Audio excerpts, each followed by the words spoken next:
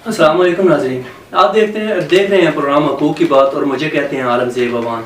नाज़रीन, हमेशा हम कोशिश करते हैं हज़ारे में जो भी इशू आए, जो भी मसला हो, चाहे वो जुल्म ज़्यादती हो, चाहे वो गुर्बत के सताए हुए अवाम हो, हम कोशिश करते हैं कि उसके पास जाकर, उस इलाके में जाकर उसकी आवाज़ उजागर करें और उस महकमे तक पहुँचाएँ जिसके साथ रिलेटेड उस शख्स का, उस बस्ती का, उस इलाके का इशू हो, उसको हाईलाइट करें। और 100% ये कोशिश होती है कि उस इशू पे हमारी कार्रवाई हो, हमारी आवाज़ सुनी जाए, उस पर अमल दरामद भी हो। इसी तरह प्रोग्राम हकूक़ की बात जो हमेशा आप हमारे चैनल पे देखते हैं, प्रोग्राम हकूक़ की बात हमेशा बच्चों, औरतों, ख़वातीन समेत जो भी इशू हकूक़ पे आते हैं, इंसानियत के जो हकूक़ है उस पे जो भी आते हैं, हमारी कोशिश होती है कि उस पे प्रोग्राम के हमेशा से जो मेहमान होते हैं इस प्रोग्राम के, वो अदरीस अवान। कैसे हैं? अलहमदुलिल्लाह ठीक हैं आप? बहुत शुक्रिया आपका जो आपने आज मुझे वक्त दिया। थैंक यू सो मच जी। हमारे लिए एजाज़ है कि आपके चैनल हमेशा हमें मौका फराहम कर रहा होता है। ये हमारा प्रोग्राम बड़े ऊपर जाती है तो समझ लें कि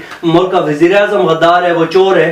तो अब जो महंगाई के ऊपर महंगाई और गरीब पिसा जा रहा है, तो अब क्या वो गवर्नमेंट नहीं है, या वो जो इमरान खान कंटेनर पे थे वो आज नहीं है जो इक़्तिदार में है? इसमें आप क्या कहेंगे? जी मलिक साहब, असल में दुनिया में सबसे ज़्यादा आसान काम दूसरे पे तनकीद करना है और सबसे यानी कि मुश्किल काम अपनी इस्लाह करना है। कोई भी शख्स अपनी इस्लाह नहीं कर रहा होता। हमारे वज़ीर आज़म साहब बड़े दावे कर रहे थे, बड़े कंटेनर में आके बातें कर रहे थे कि हम करप्शन को ख़त्म करेंगे, हम चोरों का खात्मा करेंगे, चोरों को हम अदालतों के कटहरों में लाएंगे, हम लोगों से लूटी रकम वापस लेके आएंगे। वो सारी बातें उस वक्त जब हमारे वज़ीर आज़म साहब कर रहे थे तो पब्लिक ये सोच रही थी कि जी ये एक मायनाज शख्स है, ये एक मायनाज क्रिकेटर रहा है, इसने दुनिया में बड़े बड़े फतवात किए हैं, वर्ल्ड कप इन्होंने जीता है। और लोगों का खान साहब पे एक बड़ा एतमाद था। मैं समझता हूँ लोग खान साहब को एक फरिश्ता नुमा इंसान समझते थे। वो लोग ये समझते थे कि ये हमारे तमाम दुखों का मुदावा करेंगे, और लोगों ने एक आखिरी उम्मीद समझ के एक इन्हें वोट दिया और बड़ी अक्सरियत से इन्हें भारी अक्सरियत से जिताया। मेरी हुकूमत में थाने में ठीक करूंगा, पटवारी सिस्टम ठीक करूंगा और ये सारा कुछ करूंगा। क्या आप ये समझते हैं कि एक एडवोकेट होने के नाते कि वो सारी करप्शन खत्म हो गई? अब थानों में कोई नहीं पैसे, मंशियात फरोशों को पकड़ा जा रहा है। मैं समझता हूं सॉरी, जिस वक्त मंशियात फरोश, उसी एक 2 दिन पहले हम न्यूज चलाते हैं कि फलाना नथु, फलाना नहरा वो पकड़ा गया इतनी चार समेत, और हफ्ते बाद फिर वही दोबारा पकड़ा जाता है। ये मुझे कुछ समझ नहीं आई, इसमें क्या गलती है? देखें, इसमें चले अदारों की बात भी है, उसमें कमी कोताहियां भी हैं, लेकिन मैं मलिक साहब हमारी केपी की जो पुलिस है वो बहुत अच्छी, जो गवर्नमेंट की पॉलिसीज हैं, जो हमारा मैकेनिज्म बनाए गए हैं, जो हमारी प्रोसिक्यूशन है, उसमें खासा काम करने की जरूरत है ताकि हम इन चीज़ों को ओवरकम कर सकें।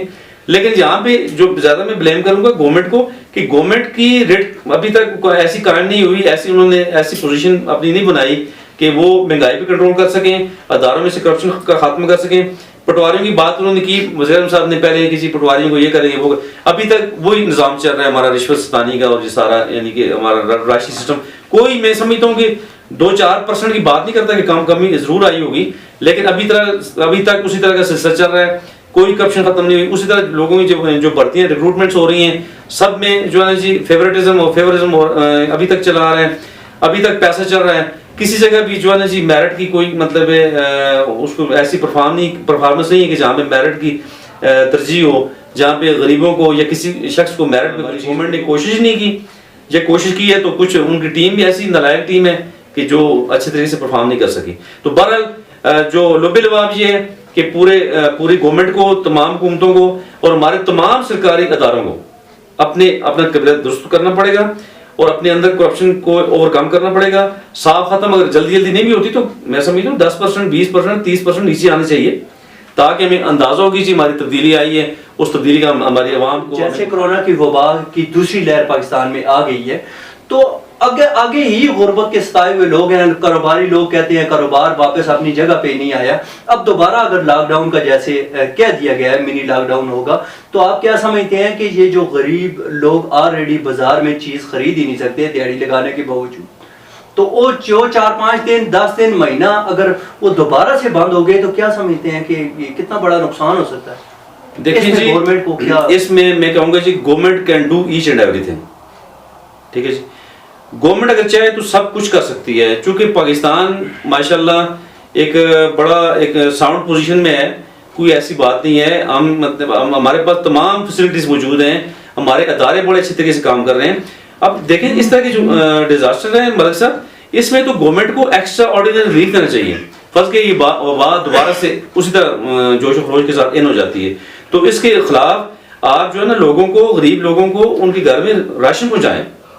ये देखिए महीने दो की बात के साथ महीने दो की बात के साथ जी हाँ, गवर्नमेंट बिल्कुल रिलीफ दे रही है। जो अद्वियात मतलब गरीब लोग खरीद रहे थे 30 रुपए की, वो 300 रुपए की खरीद रहे हैं। तो मेरे ख्याल में ये निज़ाम मुझे नहीं लगता अगर ये थोड़ा टाइम और चला तो गरीब मेरे ख्याल में ये मुल्क छोड़ दे या उसको। दूसरी बात मलिक साहब, आपकी बात को आगे बढ़ाऊंगा कि चीनी जब पिछली गवर्नमेंट खत्म हुई थी, शायद मुझे लगता है 60-62 रुपए थी, तो फौरन से 118-120 रुपए किलो हो जाना, यानी 1.5 साल के अंदर, मैं समझता हूँ इससे बड़ा जुल्म और क्या होगा।